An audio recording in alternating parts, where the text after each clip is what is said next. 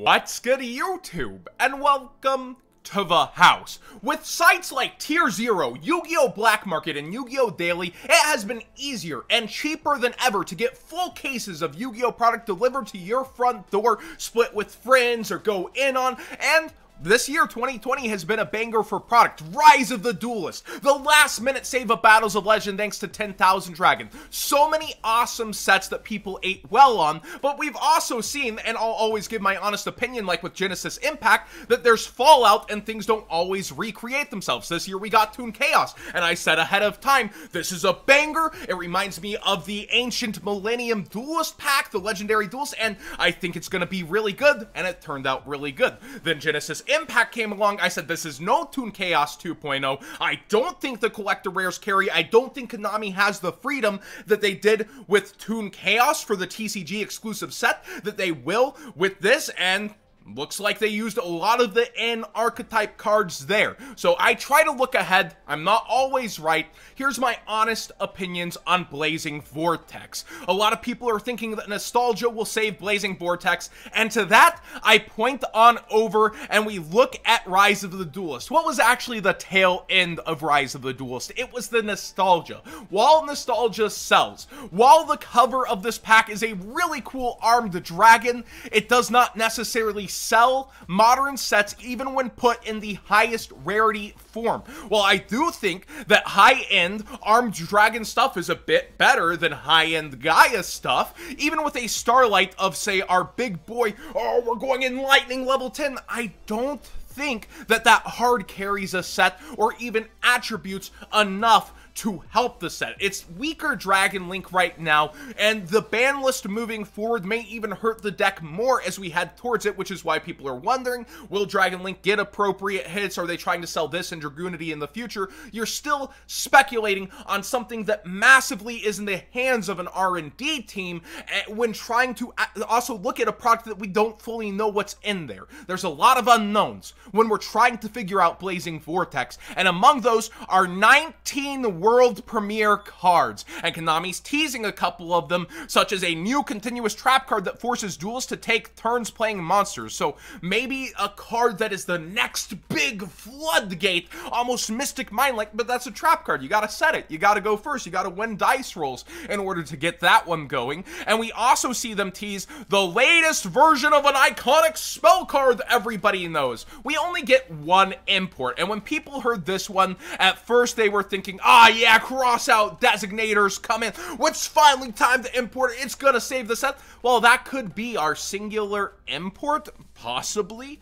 maybe. Once this got revealed, the good old pot of disparity, a lot of people took it to mean that this is the card Konami was talking about in that sense. And let's go ahead and read this. A lot of people think it is the chase card of the set, and I'm going to say my worries about that as well. You banish 3 or 6 cards from your extra deck face down and excavate cards from the top of the deck equal to the number banished. Add one of them to your hand. Also place the rest on the bottom of your deck in any order. For the rest of the turn after this card resolves, any damage your opponent takes is halved.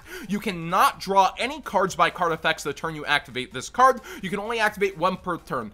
We're in a format that does have a lot of grind game, thanks to Zodiac, thanks to Virtual World, so this does fit in, but man, is that a huge cost of the extra deck, which both of those decks heavily rely on.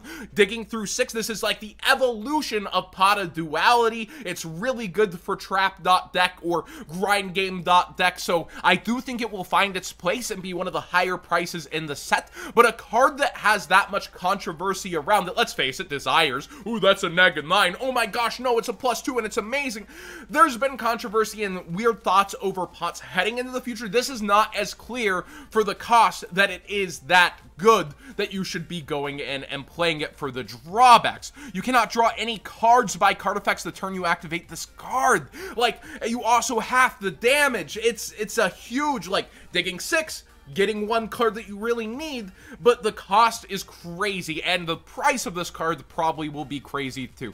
What I fear for this entire set, as we saw the mutant archetype not do so hot, We saw that really not hit home. My fear for this is that it becomes iGas 2.0. Wait, John, the sealed boosters of that are amazing.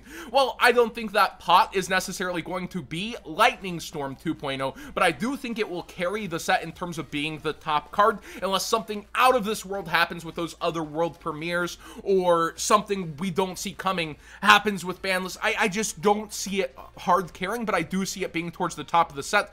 Look how thirsty iGas is, Ignition Assault is, for any value. Please, just a drop of value.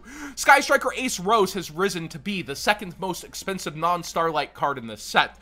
Gizmek Kaku got hurt, and we saw that coming by the new Master Rule. Still an amazing card, by the way. Ignister Island saw an early buyout where people hoped this archetype would take off from like $12 to $30. Remember that stupid buyout? I remember that stupid buyout.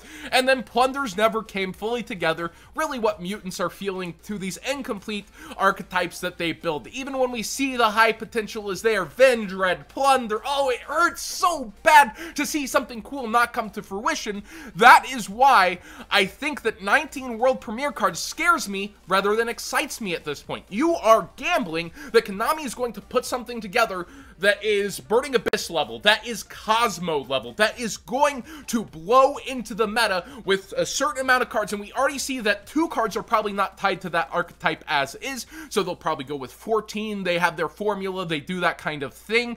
I think that because we read another one that gets a little more exciting, we know the Trap is probably not tied to an archetype, and then when we read this, a World Premiere card that reinvents another classic spell. Could this be Triple Tactics 2.0? Could this card save the set? They're building it up. They're hyping it up. They've done stuff like that with Sea Monster Theseus. Best card 2017, baby. They have really overhyped things in the past. And this little bit of information, this little bit, it does give me a ray of hope.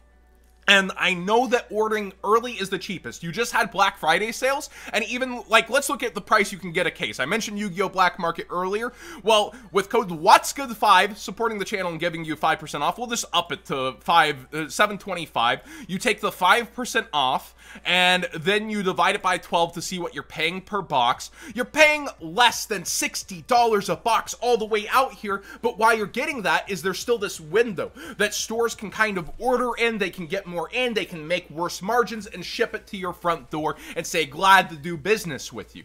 So at $57 a box, that's looking pretty good. I might get myself a play set of those pots. I've said it before and I'll say it again. The moment we got a set thirsty for value, you're going to feel those new ratios, and we saw that with Phantom Rage. 2 not as generic chase cards that are still pretty good, and the rest of the set falling out, we felt those new ratios. And what I'm talking about is we're now at 10 secret rares per set. So consider that when chasing cards. That means your average is going to be 2.4 of each secret rare because you only get 24 secret rares in a case.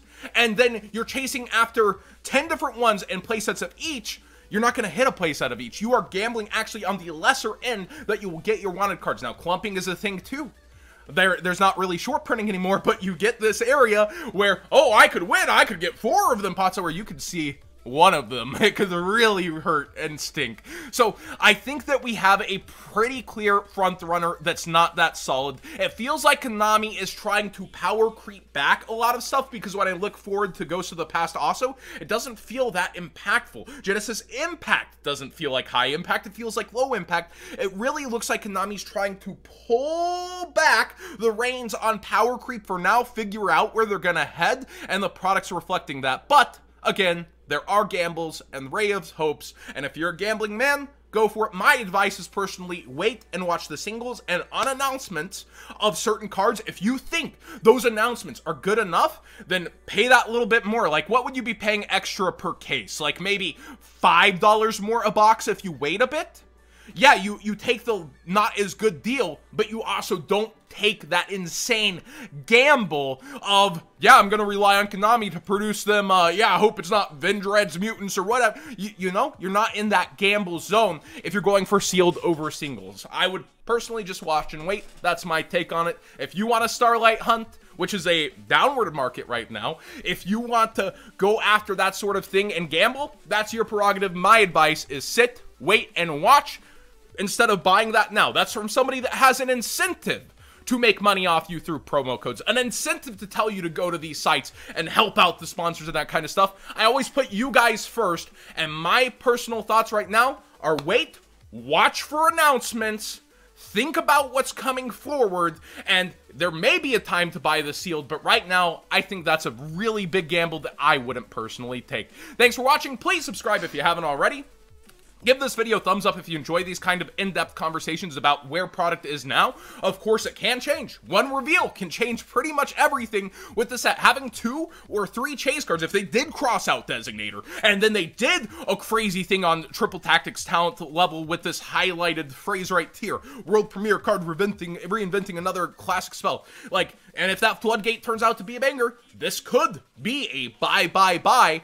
But right now, it's a hold on, wait, you're going to have your chance, pay attention to reveals, pay attention to what's coming out, and then make your decisions. Just save a bit of money right now for what could be a bust, or pay a little bit more for what could be a banger.